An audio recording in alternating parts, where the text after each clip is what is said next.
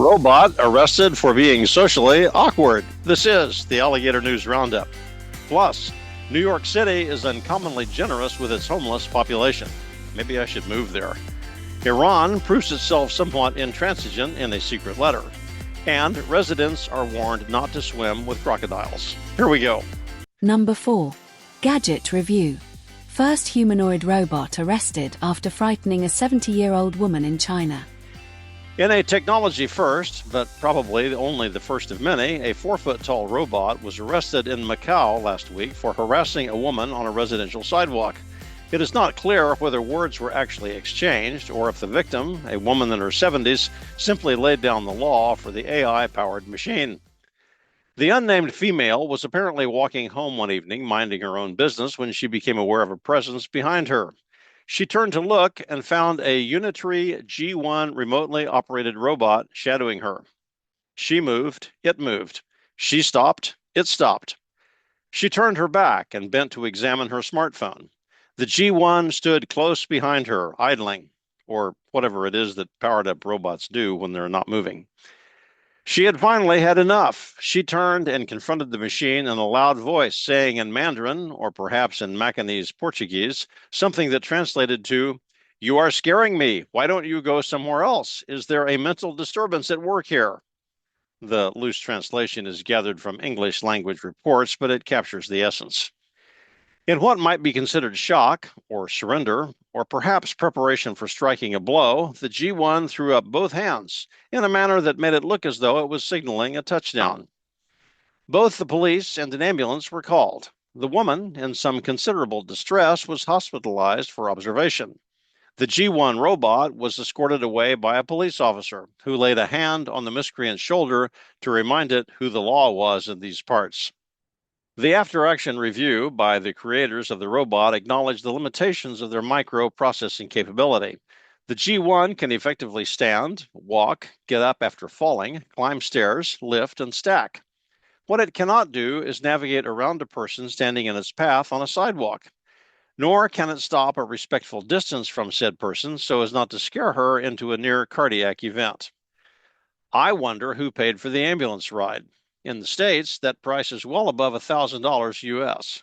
Number 3. Off the press. New York City spent about $81,000 per person on homeless services last year. Unsheltered persons in the Big Apple have discovered that money received as a gift is quite useful. Well, the rest of us know that also, but the rest of us don't figure into the story as recipients, only as donors. With the latest budget for fiscal year 2025, the city spent $81,000 per homeless person on various government programs. That dollar figure is up from $28,000 in 2019. Over a 7-year period, that's nearly a threefold increase. Now, tell me if your income has increased by 3x in less than a decade. That would be from, say, $100,000 in 2019 to $300,000 last year. If yes, congratulations. If no, maybe you ought to consider selling your house and moving into an underpass in the big city. This article, unhelpfully, does not suggest why the massive increase has been necessary. I could hazard a guess about mid-level bureaucrats thinking up useful programs requiring new careers serving unfortunate people, but some might consider me churlish. It does, however, point out that the $368 million annual spend on unsheltered persons does not include the unspecified budget amount spent on other persons in free or subsidized housing. They are not unsheltered, after all. Just running the numbers, a budget of $368 million divided by $81,000 per head suggests there are 4,543 unsheltereds in New York City.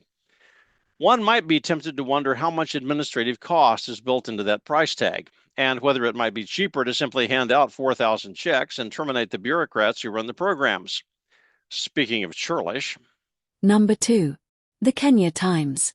Secret Hamas letter reveals new tactic as Iran war intensifies. Not everyone would make this an opening gambit in the chess match of international relations. The new and as yet unseen, at least at this writing, supreme leader of Iran is said to have received a letter from Hamas, the Iranian-sponsored organization that until about October 8, 2023, operated freely, and some would say bloodthirstily, in Gaza. Hamas insists that they be more formally known as the Islamic Resistance Movement. Now, before we go on, I say the new super leader is said to have received because we really don't know if he is in any condition to actually receive a letter, or perhaps even to acknowledge that he could have received a letter. Nevertheless, the claim is made that a claim was made that a letter was sent by the Islamic Resistance Movement to the new leader. The letter helpfully pointed out some negotiating points for the new incumbent that he might not have thought of. Such points included the statement, "We affirm to you the clear and explicit position of the Islamic Resistance Movement, Hamas. We will not accept any long-term truce agreements with our enemy, the Zionist enemy." Well, at least one cannot fault the ISRIMO for vague language. I'm just trying to envision coming to a meeting in an upscale conference room with a big oak table to meet with reps of both the little Satan and the big Satan. After polite introductions, my first words will be, "Whatever you offer is unacceptable. The only thing I promise is that I will keep fighting you no matter what. Any questions?" That seems a little awkward, particularly for one who brings a knife to a gunfight. Number 1. The Guardian. There are Crocs absolutely everywhere.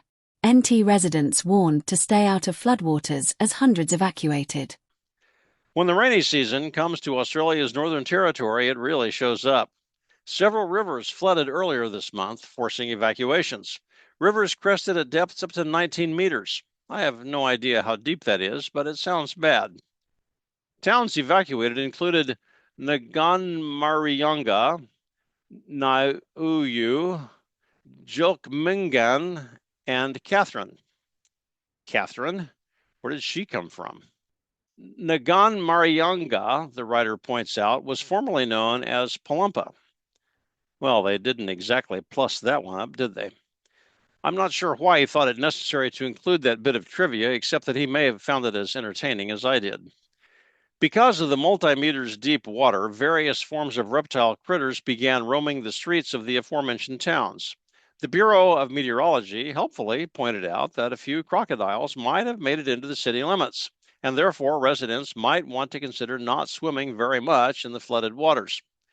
The exact language was, "There are Crocs everywhere." Such is life in the Down Under.